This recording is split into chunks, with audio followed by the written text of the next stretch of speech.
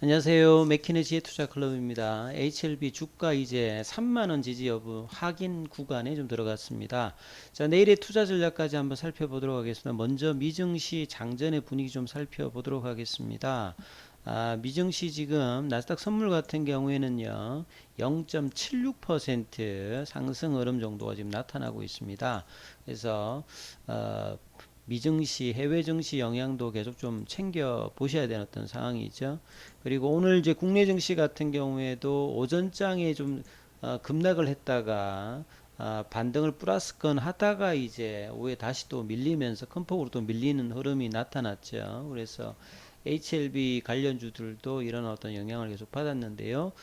기사 나온 걸 보게 되면 뭐 새로운 기사라기보다 최근에 이제 HLB 생명과학 관련돼서 공모 이제 BW 흥행이 좀 괜찮았다. 이 내용들을 다시 뭐 반복한 기사였습니다. 당초에 이제 이 1,000억 정도의 공모 BW 발행을 결정했을 때 결국은 이 부분들이 이제 체외 진단 의료기기 업체죠.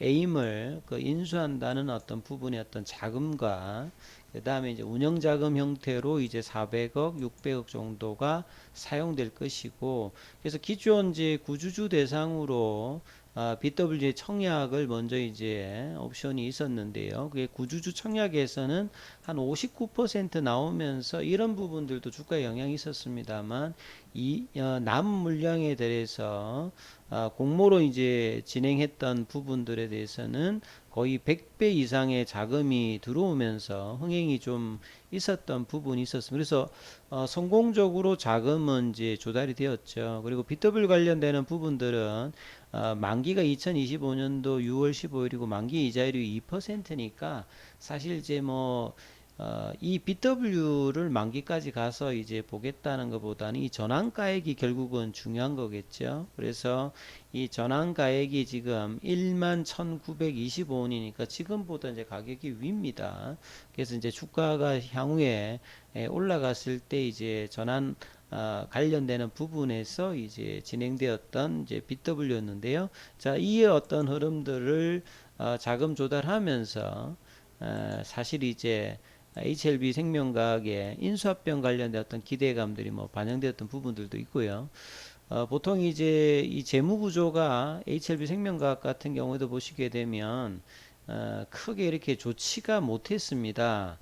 그래서 이런 연결 기준으로 계속 이제 4년 연속으로 손실이 있었기 때문에 코스닥에서 개별로 만약에 이제 연속으로 4년 적자면 이제 관리 종목이고 5년이면 이제 상장 폐지 실질 심사를 하는 거기 때문에 HLB 생명과학도 HLB도 이제 이런 부분들을 FA를 인수 통해서 올해 1분기부터 재무구조 개선 효과를 봤기 때문에 동일한 어떤 가정에서 HLB 생명과학도 인수합병을 통해서 재무적인 어떤 구조 개선 그리고 이제 실질적으로 좀 알짜 회사로 이제 에임을 판단하죠. 그래서 2019년도 77억 정도 수준의 매출액이 코로나 기간을 거치면서 작년에 1669억, 순이익도 342억 정도로 전년 대비 2배 정도 나오기 때문에 거래처가 이제 한국 에버트 진단이라든지 SD 바이오 센스 이런 어떤 고객사를 두고 있기 때문에 상당히 이 캐시카우 역할도 할 수 있는 부분이라고 봐야 되겠죠. 그래서 그간에 이제 R&D 자금을 뭐 바이오텍에서는 이제 R&D 자금을 어떻게 조달하는 게 상당히 중요합니다. 대부분 뭐 유증이라든지 메자닌 자금을 통했는데 이런 부분들이 향후에는 R&D 자금도 자체적으로 이제 이 FA 이제 캐시카우를 통해 가지고 조달할 수 있는 어떤 기대감들도 있는 거죠. 그리고 주요 이제 가장 메인인 그 R&D 관련해서 이제 리보세라닌 관련되는 부분들이 올해 NDA 기대감이 있는 상태지 않습니까? 그래서 리보세라님이 위암, 간암, 선양 낭성암 이런 어떤 암종에 대해서 지금 이제 HLB 생명과학은 한국 판권하고 이제 유럽 일본 지역의 어떤 수익 권리를 보유하고 있는 겁니다. 그래서 5월 달에 이제 1차 삼상 관련해서 통계적 유선을 확보했고 이 부분들이 이제 9월 달에 에스모에서 풀데이터가 공개가 되고요.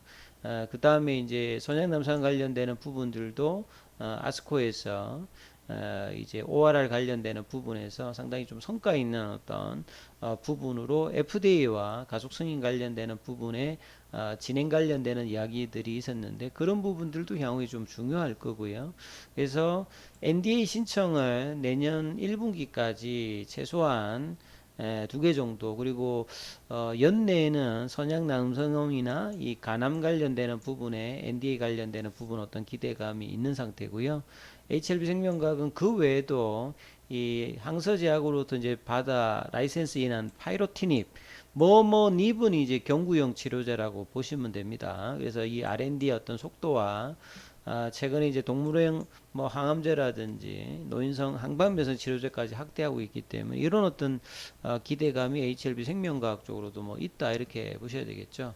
그리고 이제 최근에 사실 이제 공매도 관련되는 부분에서 주가 급락과 더불어서 이 개인 투자자분들이 정부 신정부 들어서 뭔가 이제 공매도 관련되는 부분에서 이야기를 많이 정책적으로도 이야기를 했지 않습니까? 최근에 어떤 시장의 어떤 급락에 대해서 2020년도 코로나 때 이제 공매도 중지 조치를 했듯이 이번에도 이제 이런 부분들의 어떤 요구들이 온라인상에서 많이 나오고 있지요. 그래서 이 공매도 관련되는 부분에 최근에 이제 뭐 바이오텍 쪽에서도 이제 주가가 많이 하락했을 때 현물에서 이제 플러스 나온 것이 실제 어떤 매수라기보다는 쇼커버링으로 이제 공매도 상한과 이제 더불어서 이제 나오는 어떤 부분들도 분명히 있습니다. 그래서 코스닥 시장에서 HLB 같은 경우에도 숏포지션 청산 관련되는 부분들이 일부 또 있었던 부분들이 있죠. 그리고 최근에 주가 하락에서 수급이 이제 국내 같이 외국인 비중이 상당히 높고 기관 투자자들의 어떤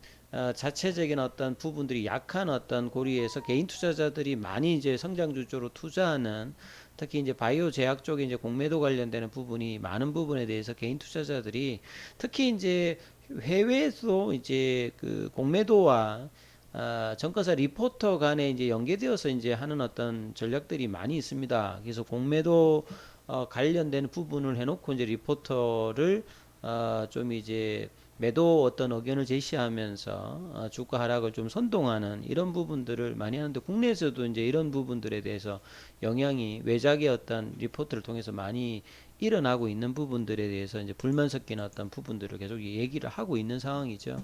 그래서 이제 정의전 한국 주식투자연합 대표 이분 같은 경우는 계속 이제 외국인 투자자들이 국내 주식을 뭐 현물이라든지 프로그램 매매와 더불어서 계속 이제 공매도하고 더불어서 이제 이렇게 팔고 있는 부분들에 대해서 한국 투자가 사실은 이제 뭐 멕시코를 제외하면 전 세계에서 가장 이제 시가총액에서 외국인 비중이 높고 기관 어떤 수급들이 약한 어떤 이런 어떤 고리들을 외국인들이 공매도를 통해서 이제 수익을 내고 있다 이런 어떤 이야기들 하고 있고요. 제도적으로도 사실 이제 외국인의 기관들은 이 대차 제도를 통해서 이제